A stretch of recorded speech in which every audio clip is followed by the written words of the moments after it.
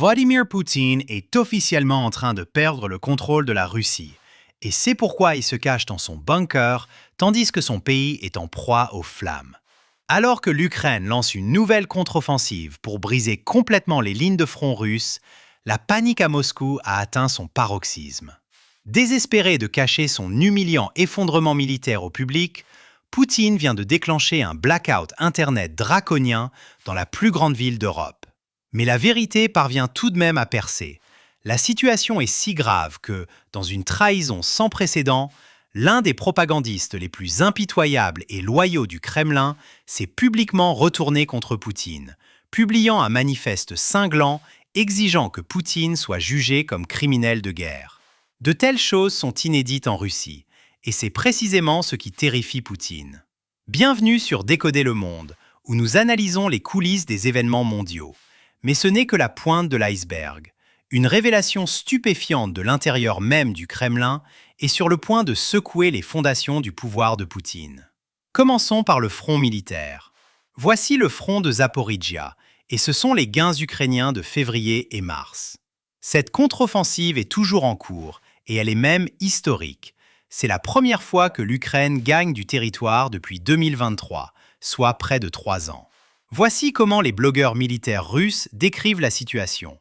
La situation sur le front est désastreuse. L'ennemi a retrouvé sa supériorité en basse altitude, c'est-à-dire avec les drones. L'ennemi utilise ces drones pour isoler les lignes de front. Après l'isolement, il y a un barrage de tirs de drones suivi d'une attaque d'enveloppement. L'ennemi reprend des positions. Il y a un risque de percée à grande échelle. De nombreux militaires disent que l'ennemi se prépare à répéter la situation de l'automne 2022, lorsque nous avons perdu d'énormes territoires. Il est important de souligner que ce sont des blogueurs de guerre russes qui disent cela, pas des Ukrainiens. Et ils affirment publiquement que cette fois, la défaite des forces russes pourrait être pire que ce qui s'est passé en 2022. Nous avons un besoin urgent de mesures organisationnelles et techniques pour contrer les drones. De nouvelles solutions sont nécessaires. Si de nouvelles solutions ne sont pas mises en œuvre maintenant, il sera trop tard demain. C'est aussi clair que cela. Les lignes russes s'effondrent et Poutine risque de perdre des territoires pour lesquels il a sacrifié des millions de Russes. Alors, que fait-il exactement dans un tel moment? Eh bien, je suis sûr que certains d'entre vous peuvent deviner. Il coupe Internet pour que les Russes ne découvrent pas ce qui se passe réellement. Je ne plaisante pas. Il n'y a pas d'Internet mobile à Moscou, la plus grande ville d'Europe. Écoutez comment les citoyens de Moscou réagissent. C'est un cauchemar. Où allons-nous? Dans quelle sorte de désert nous entraînent-ils? Ils ont coupé Instagram, Telegram, YouTube, tout. En bref, ils ont coupé Internet partout. Coupé partout. D'accord, maintenant, prenons plus de bétail. Coupez juste l'eau et l'électricité, asseyez-vous là, mourrez, périssez. C'est là que tout mène. Je comprends bien sûr que des mesures de sécurité doivent être prises. Mais c'est une sorte d'excès, je crois, une réaction excessive. Nous devons nous ressaisir. Nous devons nous lever en tant que société entière et parler de cela, car c'est inacceptable. Poutine affirme qu'il doit le faire pour des raisons de sécurité. Vous savez, pour protéger les Russes des menaces découlant de cette opération militaire spéciale qu'il a lancée, mais même cette promesse, il ne peut la tenir. Récemment, la plus grande attaque de drones a eu lieu à Moscou. Elle a duré plus de 24 heures. Les autorités ont dû fermer plusieurs aéroports. Comme je l'ai dit, Moscou est la plus grande ville d'Europe, avec plus de 13 millions d'habitants. Ils n'ont pas d'Internet mobile et ils continuent d'être touchés. Poutine n'a aucune réponse. En fait, voici ce que dit l'ancien ministre de la Défense de Poutine et actuel secrétaire du Conseil de sécurité. Il vient d'admettre quelque chose qu'aucun responsable russe n'avait jamais dit auparavant. Jusqu'à récemment, les monts Oural étaient hors de portée des frappes aériennes ukrainiennes. Mais maintenant, tout en Russie est sous une menace profonde. Tout est dans la zone cible. Tout cela à cause d'une guerre que Poutine a déclenchée. La question est maintenant, où est Poutine? Eh bien, comme vous pouvez le deviner, il se cache. Poutine a cessé d'apparaître au Kremlin. Son dernier événement public remonte à près de 9 jours, l'une des plus longues absences de son emploi du temps depuis le début de l'année. Les rapports venant de Russie lient cette disparition à ce que les services de renseignement américains et israéliens font en Iran et comment ils ont traqué les dirigeants iraniens avant l'assassinat de personnalités clés. Poutine a vu ce qui est arrivé aux dirigeants iraniens et craint désormais pour sa propre sécurité. Il va donc rester dans son bunker un petit moment pendant que les Russes souffrent. Pendant ce temps, un membre de la Douma russe, le Parlement russe, s'est vu poser une question simple. Pourquoi n'y a-t-il pas d'Internet mobile dans la plus grande ville d'Europe? Retournons-nous vraiment au Moyen Âge? Je ne plaisante pas en disant cela, j'ai été choqué par sa réponse.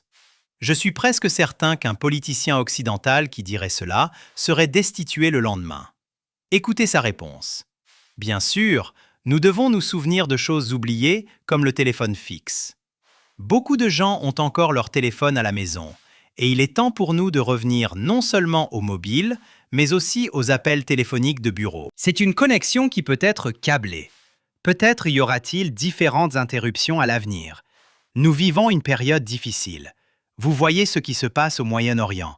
Tout cela peut s'étendre à d'autres régions. Malheureusement, l'instabilité n'est pas seulement en Russie, mais aussi partout dans le monde.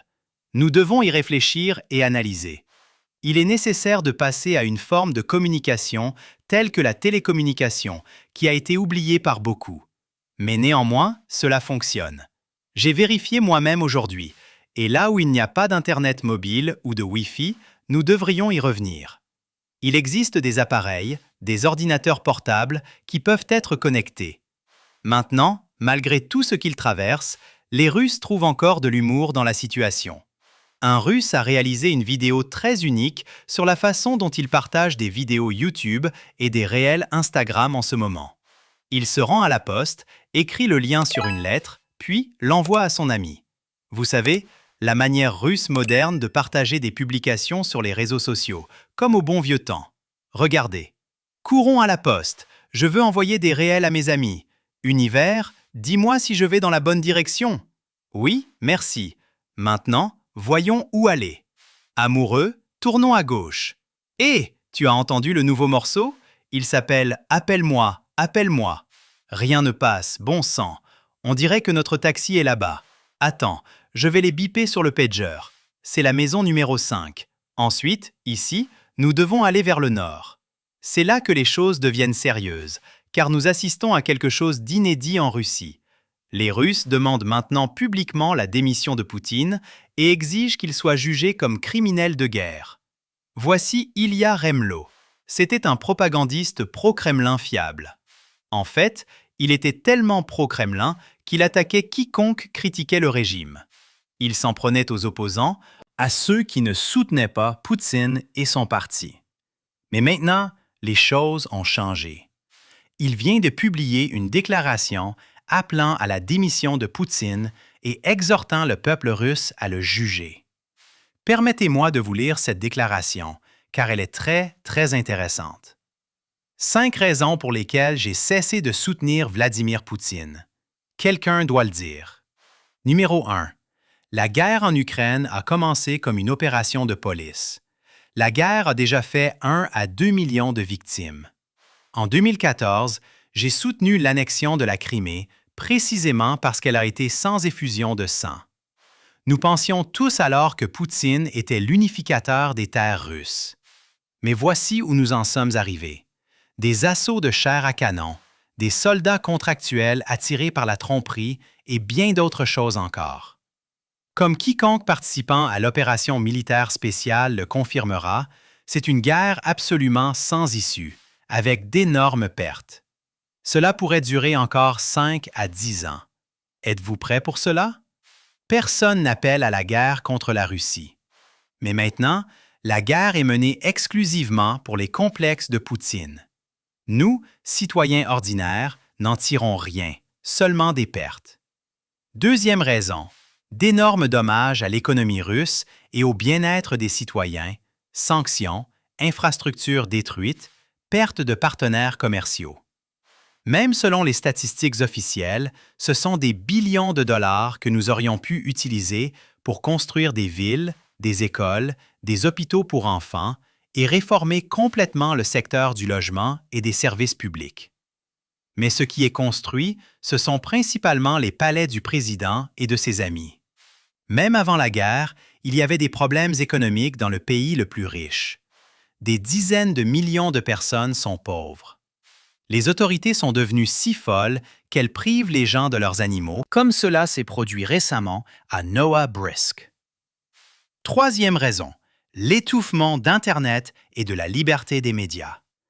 Ironiquement, en 2017, c'est moi qui ai posé une question à Poutine lors d'un forum médiatique sur le développement d'Internet en Russie. Poutine a alors répondu que nous ne suivrions pas la voie chinoise, et il a menti. Poutine lui-même n'utilise pas Internet, ce qui est honteux pour un chef d'État. D'ailleurs, petite parenthèse, Poutine n'a pas non plus de smartphone, car il craint trop d'être piraté. Il obtient donc principalement ses nouvelles en écoutant d'autres personnes de son cercle restreint, comme son ministre de la Défense ou d'autres membres de son gouvernement. C'est un énorme problème, car ces personnes ne lui rapportent généralement pas de mauvaises nouvelles, tant qu'il n'est pas absolument nécessaire de le faire.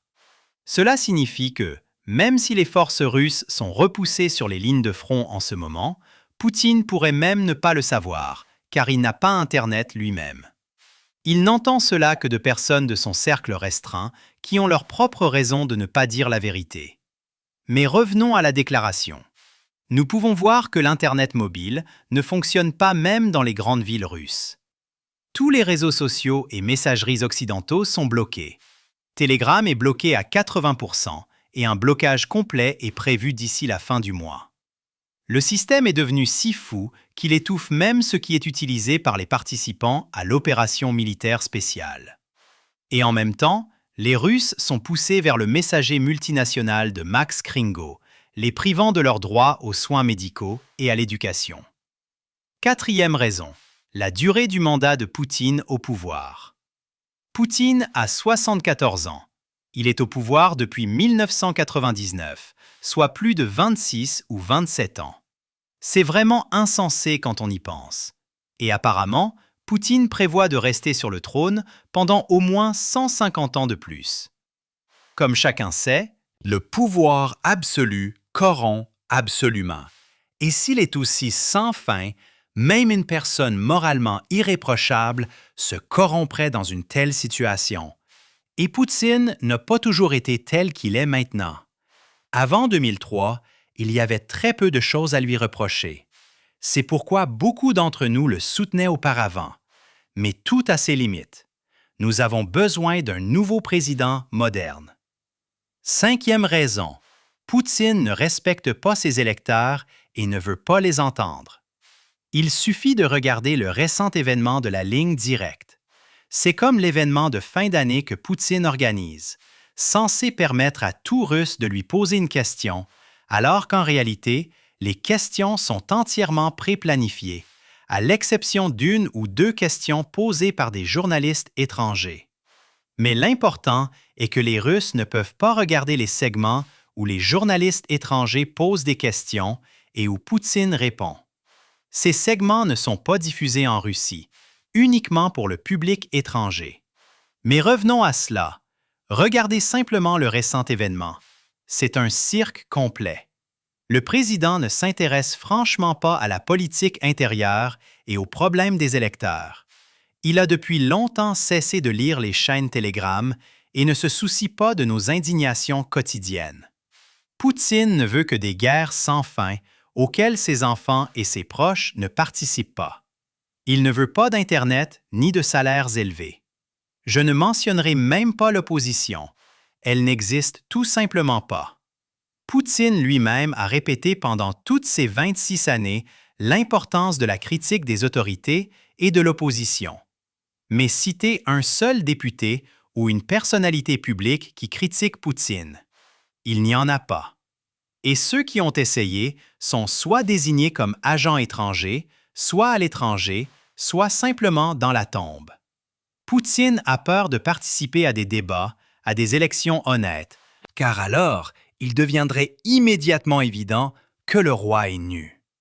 Conclusion. Vladimir Poutine n'est pas un président légitime.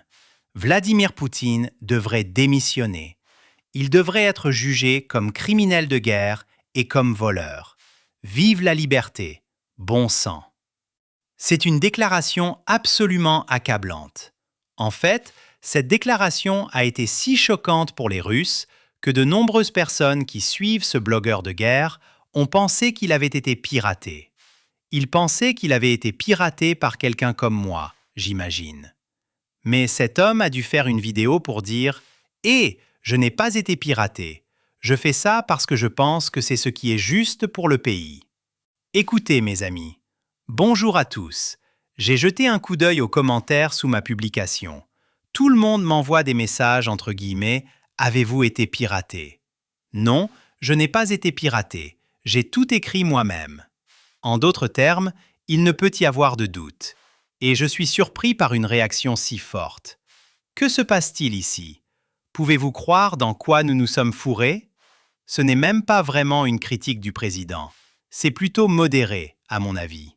Après tout, je n'ai appelé à aucune action violente ou quoi que ce soit de ce genre. Exclusivement dans le cadre de la loi, cela provoque cette étrange et intense réaction. Où en sommes-nous arrivés? Eh bien, c'est peut-être une raison d'y réfléchir. Alors, réfléchissez-y jusqu'à ce matin. Nous reprendrons ce sujet demain. Vous savez ce qui est vraiment paradoxal? Si Poutine s'entourait vraiment de personnes qui le critiquent, qui n'ont pas peur de lui dire la vérité, qui sont compétentes plutôt que de simplement voler de l'argent, il serait capable de mener la guerre beaucoup plus efficacement. Prenez l'Ukraine par exemple. Il aurait pu y faire beaucoup, consolider son pouvoir, et ainsi de suite. En d'autres termes, il aurait été un homme bien plus dangereux. Mais il a peur de s'entourer de telles personnes, n'est-ce pas? Quel paradoxe! Et à cause de cela, il s'affaiblit d'année en année. Alors, voyez-vous ce qui se passe en ce moment? C'est le désarroi et le chaos complet. En d'autres termes, je vois déjà les premiers signes de l'effondrement imminent du système. C'est précisément parce que Poutine a peur de s'entourer de rivaux dignes, de personnes qui le défient, qu'il perdra le pouvoir. Et cela est fort probable cette année, en 2026. Je sais que beaucoup de gens prêtent attention à l'Iran en ce moment, mais les choses en Russie deviennent pour le moins intéressantes. Nous continuerons à suivre ces développements complexes.